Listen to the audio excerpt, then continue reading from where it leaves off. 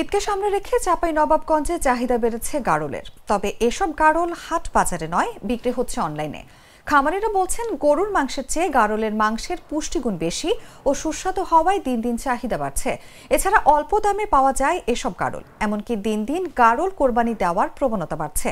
চাঁপাইনবাবগঞ্জ সদর উপজেলার গোবরাতলা ইউনিয়নের আমারো গ্রামের 1 বিঘা জমি জুড়ে গাড়লের খামার গড়ে তুলেছে মানবিক উন্নয়ন সংস্থা প্রয়াস। এখান থেকে অনলাইনে বিক্রি হচ্ছে শত শত গাড়ল, যা ছড়িয়ে যাচ্ছে দেশ জুড়ে। 20,000 টাকায় একটি গাড়ল অর্ডার দিয়েছিলাম, গতকাল বাড়িতে এসে দিয়ে গেছে। দেখে মনে হচ্ছে দাম হিসেবে ভালোই পেয়েছে। মাংস 20 থেকে 25 কেজি হতে পারে। শিবগঞ্জ উপজেলার শ্যামপুর ইউনিয়নের চামা ভান্ডার গ্রামের বাসিন্দা শহীদুল ইসলাম গত 5 বছর ধরে গাড়ল পালন করছেন। এবার ঈদকে কেন্দ্র করে 30টি গাড়ল প্রস্তুত করেছেন তিনি। এখন পর্যন্ত 20টি বিক্রি হয়ে গেছে। আশা করছেন বৃহস্পতিবারে সব গাড়ল শেষ হয়ে যাবে।